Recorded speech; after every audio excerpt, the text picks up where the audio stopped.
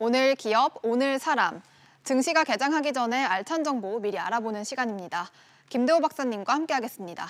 박사님 안녕하세요. 네, 반갑습니다. 오늘은 어떤 기업과 사람이 화제가 됐는지 알아보겠습니다.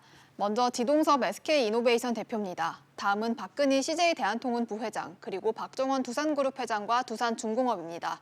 마지막으로 강희태 롯데그룹 부회장이 오늘의 기업과 사람으로 선정됐습니다. 첫 번째 오늘의 기업과 사람, 지동섭 SK이노베이션 대표입니다. 어제 코엑스에서 열린 인터배터리 2020 전시회에서 지동섭 SK이노베이션 대표가 LG화학의 부스를 찾았습니다. SK이노베이션과 LG화학은 국내뿐만 아니라 해외에서도 소송전을 벌이고 있을 정도로 라이벌 관계인데요. 박사님, 이 지 대표가 어제 현장에서 LG화학과의 소송 해결을 위해서 여러 채널로 협의를 하고 있다 이렇게 밝혔어요. 예, 지금 한국 재계의 가장 큰 관심 중에 하나가 바로 지금 말씀하신 LG화학이라는 회사와 또 SK이노베이션 두 배터리 회사가 과연 미국의 이 재판을 앞두고 화해를 할 수 있겠느냐. 배터리 강국들이 지금 서로 이 특허 문제를 놓고 지금 근곤일척 죽느냐 사느냐 지금 싸움을 벌이고 있는데 화해를 할 수 있겠느냐는 대목으로 지금 모아지고 있지 않습니까? 네. 그런데 어저께 지금 우리 산업부 주최로 배터리 전시회가 열리고 있습니다. 이 자리에서 이제 특히 3사, 배터리 3사 하면 삼성 SDI 또 SK이노베이션, LG화학을 꼽는데요. 이 회사 수장들이 우연한 기회지만 이렇게 만나서 그런 어떤 새로운 타협책을 모색하지 않겠느냐 하는 주목을 끌고 기자들도 몰려들었는데 네. SK의 이 지동섭 CEO가 자발적으로 LG화학 부스로 찾아가서 상당 시간 동안 LG화학 제품을 만져보면서 또 LG화학 설명도 듣고 그래서 겉으로 보면 LG화학과 SK이노베이션이 좀 화기애애한 이런 모습을 연출했다 해서 언론들이 지금 대서특필을 하고 있거든요. 네. 이 재판이 지금 26일로 재판 결과 발표가 10월 26일로 다가옵니다. 나흘 후면 지금 운명의 이 판결이 나오게 되는 것이죠. 네, 그리고 지금 LG화학은 최근 화재 사건으로 논란이 된 현대자동차의 코나의 배터리를 제공해서 안전성 논란에 지금 휘말렸는데요. 반면에 SK이노베이션의 배터리는 지금까지 화재 사건이 일어난 적이 없다고 해요. 예, 어저께 SK이노베이션이 이 배터리 전시회에 나서면서 내건 최고 우선 캐치프레이즈가 바로 안전 배터리입니다. 네. 그래서 SK 배터리는 안전하다 이것을 대대적으로 이 슬로건을 내걸었거든요. 바로 이제 이 대목이 옆에 호사가들이 바라보건대는 LG화학을 정면으로 정조준한 것이 아닌가. 여기에는 SK이노베이션의 두 가지 어떤 그 전략이 숨어 있는 것으로 그렇게 지금 보고 있어요. 네, 어떤 게 있을까요? 네, 첫 번째는 LG화학이 지금 잘 나간다고 그러지만 LG화학 배터리는 자칫 잘못하면 화재가 날 수 있는 위험한 배터리다. 반면 SK이노베이션 배터리는 여태까지 똑같은 차에 장착을 하고 현대 코나 똑같이 장착하지 않았습니까? 네. 근데 단 한 건의 화재도 없었다. 그만큼 SK 배터리가 우수하다라는 것을 대중적으로 알리는 그런 전략이 하나 있고요. 또 하나는 26일로 예정되어 있는 미국 ITC의 판결을 앞두고 전 세계를 향해서 그 봐라. SK가 과연 LG화학을 뺏겼겠느냐. 안전과 또 고속 충전 또 지속성 이 면에서 SK이노베이션이 LG화학보다도 훨씬 더 앞서 있다는 것을 상징적으로 보여줌으로써 상대적 우위를 점하려는 그런 전략이 좀 숨어 있지 않나 이렇게 분석하는 전문가들도 있습니다. 네, 그리고 SK이노베이션은 최근 이 대기 오염의 주범 역할을 하고 있는 이산화탄소를 활용해서 뭐 전기와 수소를 만들겠다 이런 기술을 개발하겠다 밝히기도 했는데요. 아무래도 SK그룹이 강조하는 사회적 가치의 기조를 따르는 것으로 보여요. 그렇습니다. 저게 SK가 이산화탄소에서 수소를 생산하고 또 전기적 에너지를 생산하겠다라고 공식 발표를 했는데요. 사실 이산화탄소 하면 그 지구 온난화 또 지구 오염의 주범이지 않습니까? 네. 저 탄소를 제거하자는 것이 지구상의 최대 과제인데 오히려 역발상으로 SK에서는 이산화탄소를 전기분해해서 거기서 수소나 산소를 만들 수 있지 않느냐 하는 그런 지금 아이디어를 내놓고 일부 시험 단계에서 성공을 했다는 얘기입니다. 만약에 저게 성공할 수 있다면 그야말로 에너지 사업의 혁신이 올 수도 있는데 앞으로 뭐 그 성공 여부는 조금 더 두고 봐야 되지 않겠냐 이렇게 보입니다. 네, 또 한편 이 SK이노베이션의 경쟁사인 LG화학이 어제 3분기 실적을 발표했는데요. 3분기 기준으로 역대 최대 실적이라고 해요.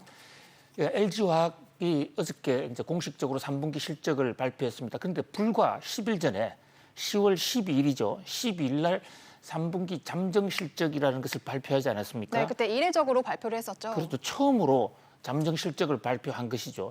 고객을 향해서 투자자들 향해서 실적을 자주 발표해 주는 것은 좋지만 적어도 잠정 실적과 본 실적 발표에는 어느 정도 좀 인터벌이 있는 것이 하나의 상식이고 네. 또 그것이 경제적으로도 필요한 조처인데 10일 만에 발표할 것을 왜 잠정 실적을 발표했을 것인가 하는 그런 좀 의혹이 제기되고 있어요.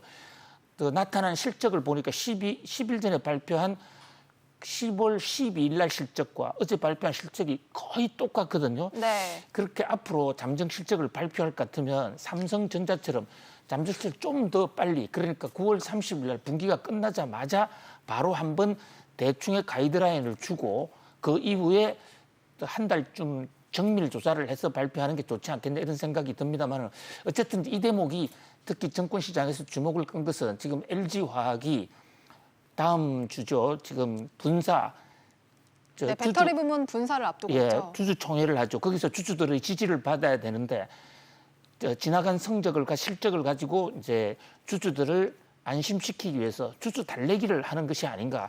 이만큼 회사가 잘 되고 있으니까 앞으로 주가가 오를 것이다. 그런데 원래 이 자기 자랑은 스스로 하는 자기 자랑은 가장 수가 낮다라는 이런 이 고사들도 있습니다.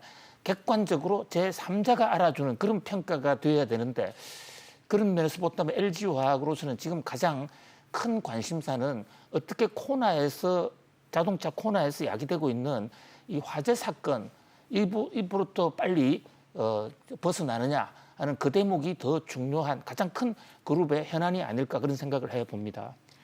네, 다음 오늘의 기업과 사람은 박근희 CJ 대한통운 부회장입니다. 최근 택배 근로자들의 과로사 소식이 곳곳에서 보도가 됐습니다. 코로나19 여파로 온라인 구매가 늘면서 택배 물량은 크게 늘어난 반면 택배사에서 일하는 근로자들의 근로 환경은 여전히 열악한 상황인데요. 박사님, 그저께 환노위 국정감사에서 이 택배 기사들의 근로 환경에 대한 내용이 지적이 됐습니다. 여기서 이 오늘의 기업인 CJ 대한통운도 언급이 됐었죠. 예, 지금 택배 회사, 물류 회사 중에서 가장 큰 기업이 사실 CJ 대한통운이죠. 네. 그리고 또 그동안에는 노사 문화 우수 기업으로서 가장 모범적이다 이런 평가를 받아왔는데 최근 대한통운에서 근로자들, 택배 근로자들 사망 사고가 잇따라서 여러 가지 사회적으로 지금 무리를 빚고 있습니다. 네. 전체 우리 사회에서 지금 12명이 사망했는데 그중에서 무려 5명이 CJ 대한통운 소관이에요. 대한통운의 그동안의 택배 노동자였다는 그런 지적입니다. 그런데 이제 CJ 대한통운에서는 그동안에 이것이 과로사인지 아니면 개인의 어떤 건강상의 문제인지 구체적으로 해명도 하지 않고 또 사과도 하지 않았어요. 그래서 여러 가지 노동단체나 환경단체에서 문제 제기를 했었는데 이제 급기야 국회에서도 현장 실사를 나가서 CJ를 향해서 질타를 하는 그런 어떤 그 현상이 발생을 하기에 이르렀습니다. 네, 어제 CJ 대한통운의 물류센터를 국회 환노위 의원들이 시찰을 했죠. 그렇습니다. 국회에서 원래 당초에는 국회에서 국정감사에 증인으로 신청을 해서 이 문제를 본격적으로 따지기를 했는데요. 네. 지금 국회가 여야 간에 이스타 항공 노조 문제, 그러니까 대량 해고 사태 뭐 이런 문제와 관련해서 정인 채택 문제를 둘러싸고 이상직 회장, 현재 국회의원이기도 하죠. 전 네. 민주당 소속인데 지금은 탈당해서 무소속이 됐습니다만은 야당은 이상직 의원을 정인으로 채택해야 된다. 그리고 여당은 그럴 필요가 없다. 이렇게 팽팽하게 맞서는 바람에 결국 정인 채택 문제가 결렬이 됐어요. 그래서 결국은 이 CJ의 현장 물류센터에 환노위 그 국회의원들이 직접 현장을 방문해서 항의성 어떤 문제 지적하는 그런 모임으로 대책을 했는데요. 네, 이렇게 문제가 지적되자 CJ 대한통운이 결국에는 이 택배 분류 작업과 관련해서 개선책을 내놓겠다 이렇게 밝혔어요. 그렇습니다. 지금 이 코로나19로 인해서 가장 크게 뜨는 업종이 사실 택배 산업입니다. 네. 사람들이 집에 콕 앉아서 이른바 이 밖에 나가질 않고 집에서 모든 것을 주문하는 비대면 시대가 열리면서 주문을 하게 되고 그 주문을 실제로 배달해주는 택배 업체들의 수익이 큰 폭으로 늘었는데요.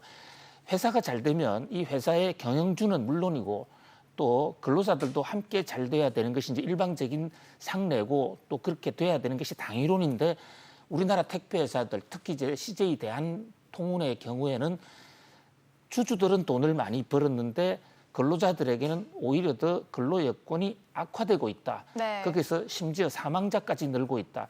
특히 이 택배 근로자들의 경우에는 지금 정식 근로자로 지금 취급을 하지 않고 이른바 특고라는 이름으로 네, 특수고용 특수고용직으로, 형태의 근로자죠. 그러다 보니까 그 각종 이 근로 혜택도 받지 노동법상에 보장되어 있는 혜택을 받지 못하는 것은 물론이고 특히 지금 어제 국회에서 문제를 삼은 것은 바로 CJ 대한통운의 교묘한 이 대필 작업입니다.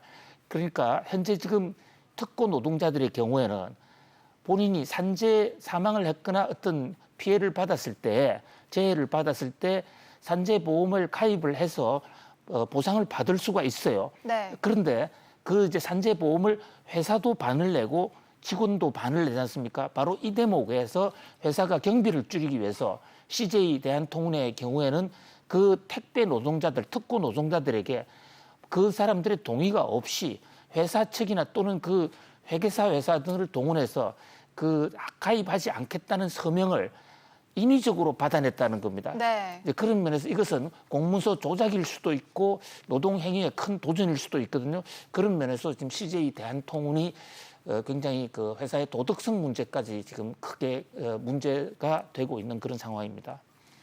네, 세 번째 오늘의 기업과 사람, 박정원 두산그룹 회장과 두산중공업입니다. 감사원의 월성 1호기 감사 결과를 두고 두산중공업 투자자들이 실망감을 드러냈습니다. 이번 감사가 앞으로의 신규 원전 건설 등에 영향을 줄 것으로 예상돼 주목을 받았는데 결과는 그야말로 맹탕 감사였습니다.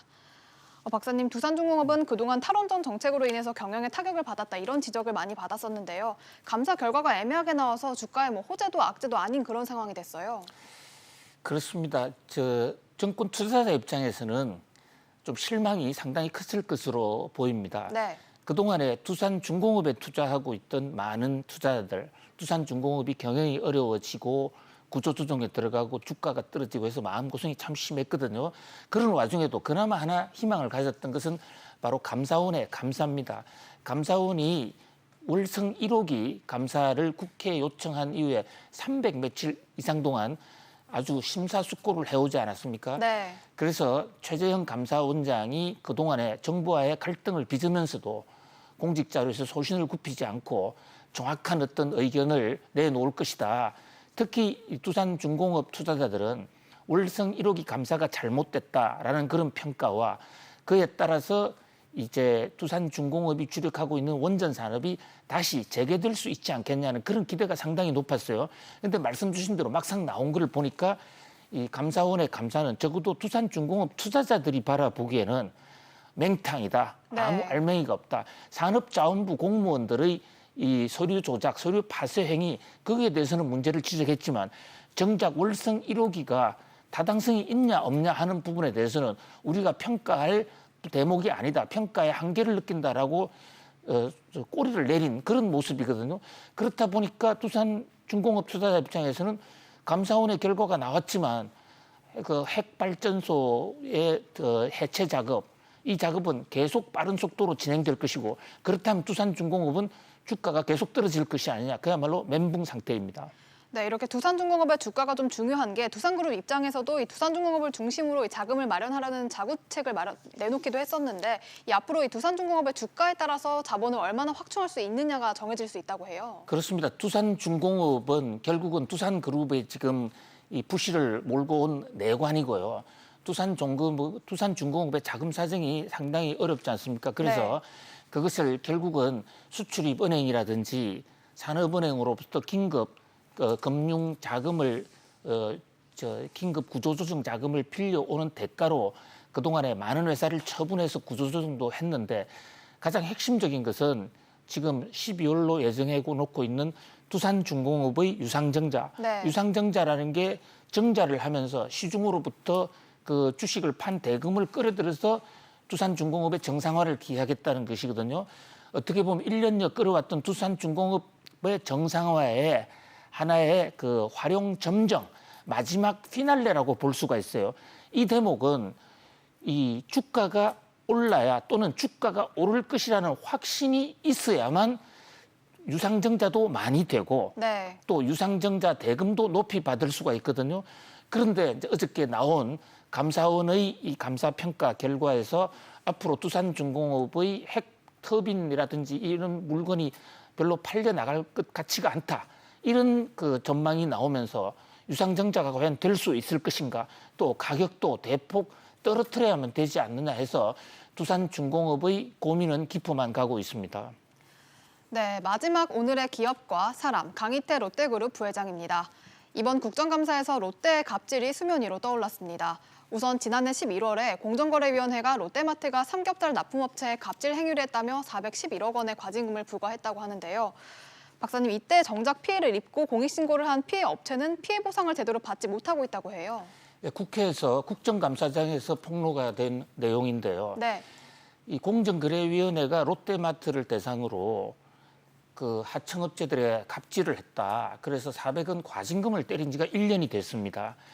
그것은 그동안에 이제 이 물건을 납품한, 특히 그 삼겹살을 납품한 회사들이 갑의 횡포를 당했다. 그러면서 공정거래위원회에 문제를 제기를 해서 공정거래위원회가 거기에서 혐의가 있다 해서 400억 과징금을 내린 거거든요. 네. 그러면 통상적으로 우리가 상식적으로 볼 때 그 갑이 정부 정책에, 정부 결정에 대해서 을에게 사과하고 좀 보상을 해준다든지 이렇게 해결하는 것이 일반적인데, 국회에 보고된 국회의원들의 주장에만 따르면 롯데는 그렇게 하지 않고 오히려 자신들을 고발한 그 을의 회사, 그러니까 삼겹살을 납품한 회사들 조직적으로 괴롭히고 왕따를 시키고 이래서 그 회사가 큰 고통을 겪었다. 결국 정부 공정거래위원회라는 공기관에 호소를 한 결과가 오히려 회사에 부도가 나고 회사에서 퇴출되는 그런 참담한 결과가 벌어졌다. 이것이 어제 그 국정감사에서의 문제 제기입니다.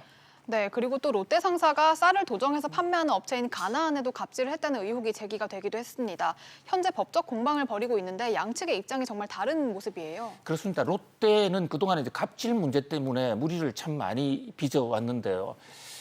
일본의 문화, 또 노사 문화, 한국의 노사 문화가 좀 달라서 그런지 아니면 유통업이 많아서 그런지는 모르겠습니다만, 유통업을 하다 보면 어차피 납품을 많이 받아야 되고 하청 회사가 많을 수 있습니다. 그런데 이제 그 우리나라 재벌 기업들 중에 갑질 피해자 연대라는 그런 협회가 결성이 돼 있는 것도 롯데가 유일하거든요. 네. 그만큼 롯데 때문에 가슴에 한을 맺혀서 살고 있는 이 을들, 하청업체들이 많다 이런 건데, 롯데 상사 문제만 하더라도 지금 여러 가지 소송전으로 벌어져 있고 형사소송으로도까지 가 있는데 수년째 지금 서로 간의 입장이 상당히 다릅니다. 결국 이 회사가 잘 되기 위해서는 이 주변의 그 협조, 또 소비자들한테 높은 인기를 끌고 또 신뢰를 받아야 되겠지만, 그 주변에 있는 협력사들, 말 그대로 협력사들입니다. 거기에 있는 하청 회사들과의 관계가 잘 돼야 되고, 그로부터 평판이 좋아져야 잘 될 수 있다. 그런 면에서 롯데의 이 최근 잇따른 이 갑질의 구설수가 좀 안타깝기만 한데요. 물론 롯데 입장에서는 억울하다, 우리가 크게 잘못한 게 없다라고 여러 가지로 하고 오히려 소송도 제기를 하고 있습니다만은, 네. 지금 현재 롯데로서는 가뜩이나 지금 회사가 이 롯데 쇼핑을 위주로 한 유통회사들의 유통 쪽이 상당히 어려운 상황입니다. 구조조정, 또 코로나19 때문에 매출의 패턴이 바뀌어져 가는 그런 상황이거든요.